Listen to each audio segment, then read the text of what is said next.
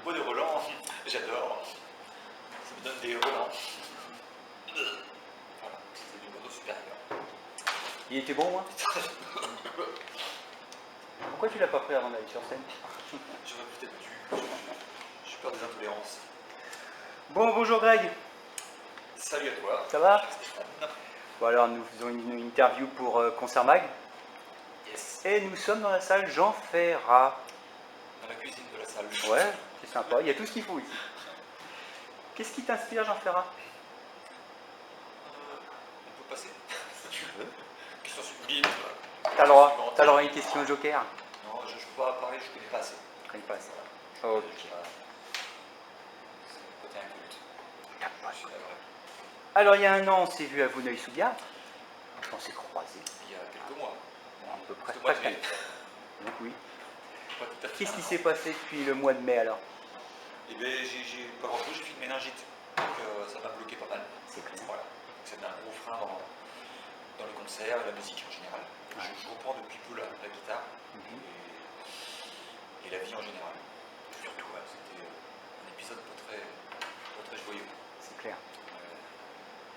Donc là, ça reprend juste et ça reprend bien. Ce soir, c'était une belle soirée. Très belle soirée. Alors en 2008, tu as sorti un album qui s'appelle Un point c'est tout. Ouais. Voilà. On sait, enfin pour les fans, pour ceux qui te connaissent un peu, on sait que tu es un ancien boxeur amateur. Ouais, c'est ça. Qu'est-ce que la boxe t'a apporté dans ta vie musicale pour commencer? Eh bien, une certaine confiance, même si je suis loin d'être quelqu'un de très confiant, mais ça m'a aidé à être plus confiant. Et du coup, à pouvoir m'adresser aux gens, à les regarder, à être présent, tout simplement. Et puis, ouais, à gérer le track aussi avant les concerts. Ouais, c'est ce que j'allais te poser comme ça, et sur C'est scène. quand même Donc, vachement plus le track. confort de savoir qu'on va monter sur une scène que sur un ring. Il n'y a pas la même pression, on sait que ça va quand même plutôt bien se finir. De toute façon, un concert, c'est comme un combat de boxe ou pas? Non, mais il y a des parallèles qui sont Ouais. rigolos. Mais d'ailleurs, au tout début où j'ai commencé les concerts, dans les loges, c'était rigolo parce que je faisais un petit peu on appelle ça du shadow boxing. On faisait des révisions de gamme, parallèle aussi avec la musique, gamme. Et j'avais ce réflexe-là, comme si j'étais dans les vestiaires, et pour évacuer, en fait c'est juste pour évacuer un stress. Et au début, c'était la boxe qui prenait le dessus. C'est estompé au fur et à mesure, mais c'est pour dire qu'il y a quand même une grosse empreinte de la boxe par rapport à la musique, à ce que je fais actuellement. Ok. En 2014, Chat de Gouttière, Ouais. très bon album avec des chansons à texte, une guitare rockabilly, des pin-up, on en a parlé. Sacré choriste. Qu'est-ce qui t'a emmené vers le style un peu rockabilly, un peu swing, tout ça? Alors le rock c'est depuis l'adolescence. Depuis que j'ai 14 ans, je suis fan des Stray Cats. Je suis toujours fan du chanteur, du leader, Brian Setzer, qui du coup a monté Brian Setzer Orchestra, avec le côté swing justement qu'il a amené au rockabilly. Il est sorti du rockabilly pur, avec un mélange de swing là, ce jazz. Et ça me fait plaisir. Enfin voilà, c'est vraiment la musique qui me fait kiffer. Je mets ça moi le matin, et c'est bon pour la journée, quoi. Donc c'est quelque chose qui est très, très en moi. Donc je me suis pas, voilà, c'est comme chacun a ses influences, moi c'est ça, c'est venu comme ça, pourquoi on sait pas. Et c'est vrai que je suis content maintenant de pouvoir, en fait, quand j'ai fait appel à un arrangeur pour les arrangements du disque Chat de Gouttière, c'était un peu l'idée que je lui ai donnée, je lui ai dit j'aimerais bien qu'on aille dans cette veine-là, mélanger un peu la chanson, mais avec un côté swing, un peu, je lui ai carrément dit un peu le côté Brian Setzer Orchestra, évidemment. On est loin de se frotter à lui, mais dans l'esprit, dans l'idée, c'est un peu ça. Et même sur scène, le côté maintenant cuivre, choriste, un peu pin-up, vintage, c'est un peu pour se rapprocher de ce courant-là. Sinon, sur cet album Chat de Gouttière, il y a une collaboration avec Sanseverino. On sait que c'est un peu ton mentor. Et oui, carrément. Sur les potins. Ouais. Et pourquoi tu as choisi cette chanson-là et qu'est-ce que Sanseverino t'a apporté? Des petits trucs, enfin, qu'est-ce qui t'a mis? Par rapport à ce titre, à cet enregistrement. Ouais. Alors le choix était très difficile. Enfin, moi au début je lui avais proposé plusieurs chansons, je pensais qu'il allait choisir.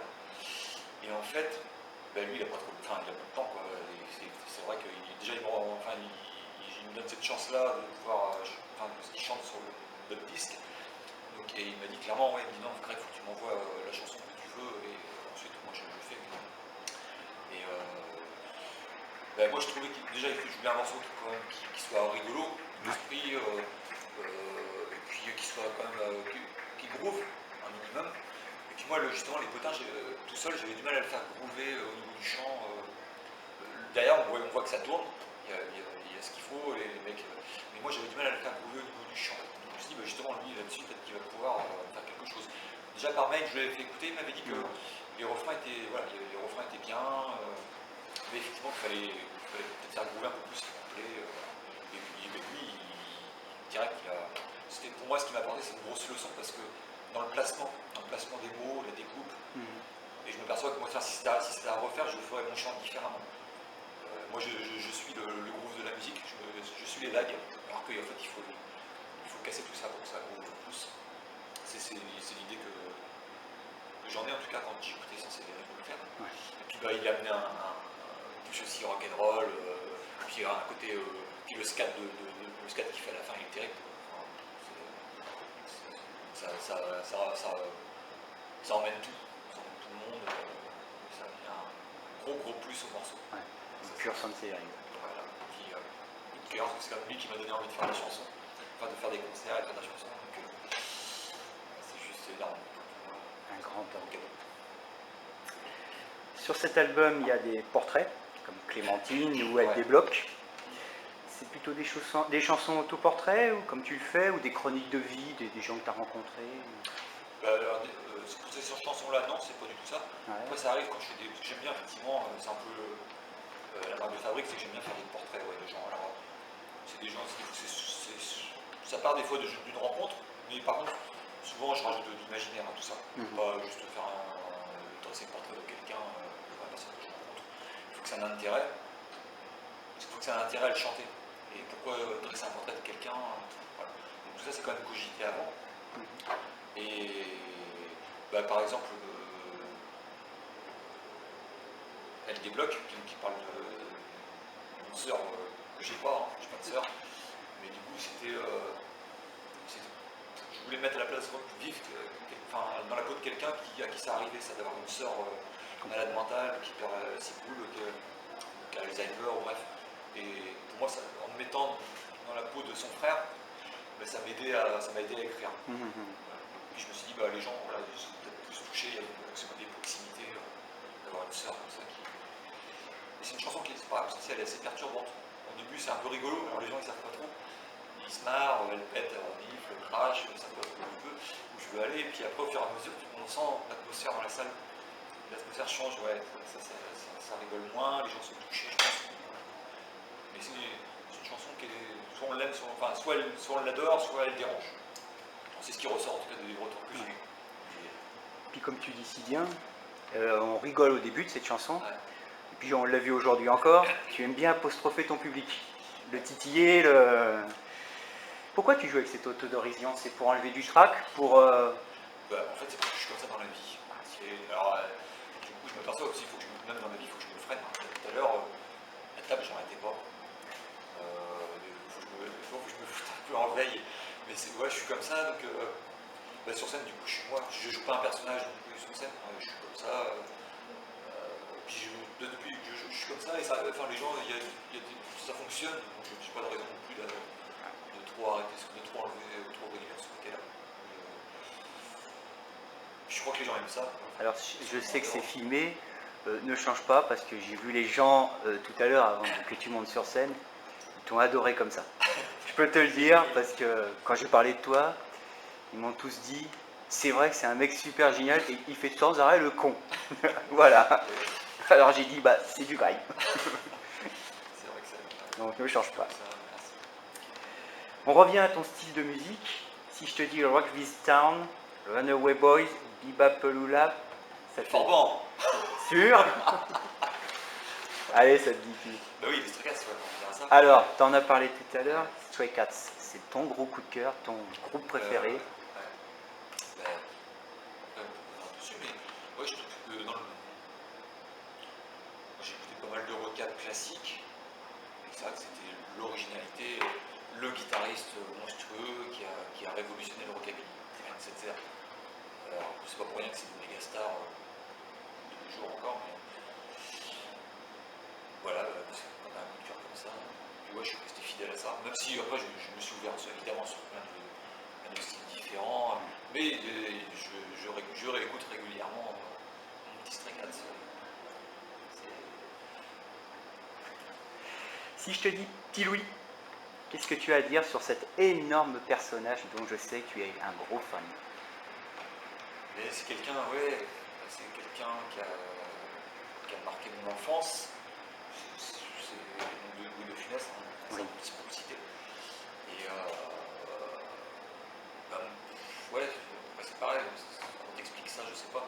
Mais j'avais les yeux grands comme ça quand je regardais de Funès. En plus, j'avais pas trop le droit de regarder la télé moi quand j'étais petit.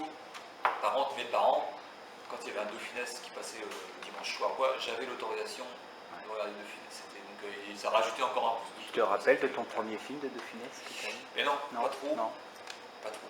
Mais je sais que mes parents m'emmenaient au cinéma, ils le voient, quoi, ils me disent encore, quoi. C'était fou.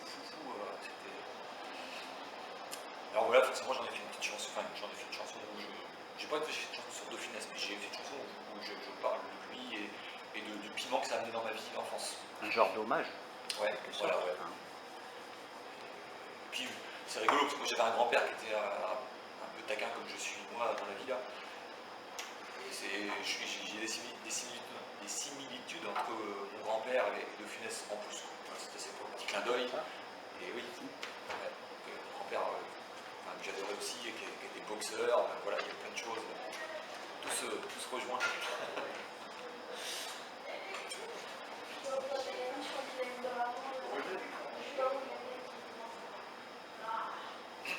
Est-ce que tu aurais des projets?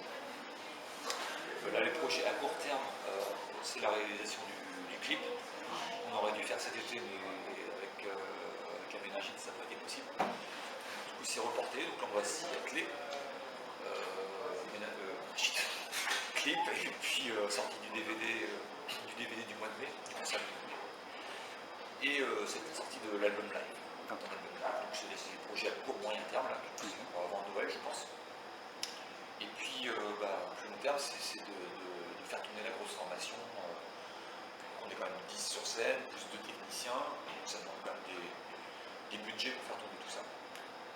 Et donc ça, c'est Coccinelle Prod qui s'en occupait jusqu'à présent. Maintenant, c'est Magali Brotier qui s'est mis à son compte et qui va consommer quelque temps le démarchage commercial. Tu m'as annoncé, allez pas dans. Et tu m'as annoncé tout à l'heure un concert aussi dans la Vienne. Alors à l'Avoue, ouais, le 21 novembre, du coup avec cette grosse formation. Donc au mois de le 21 novembre avec cette grosse formation à l'Avoue. Dans une petite salle par contre, mais en tout cas on sera tous là. On va se serrer sur cette salle. Et voilà, ce sera si les gens peuvent venir. Ce sera l'occasion de découvrir l'orchestra. Et dernière question un peu plus personnelle, comment va ta première petite très jeune fan danseuse? Bah oui, elle va très bien. Très Si, ouais, elle était là au concert du mai, donc. On a tous craqué. Bah ouais, elle était craquante. Je pensais que peut-être elle serait venue ce soir, mais non, la maman n'est pas venue avec. Mais ouais, elle va bien et elle kiffe la guitare. Ok. J'espère qu'elle s'aventurera sur ce côté artistique là. C'est sympa. Voilà. Ok. Bah merci Greg Beau d'avoir répondu à toutes ces questions pour nous. Merci. Et puis bon courage pour la suite. Oui, merci. Et On verra. avec un énorme plaisir. Et là c'est vraiment de tout cœur. Merci. Merci, à bientôt.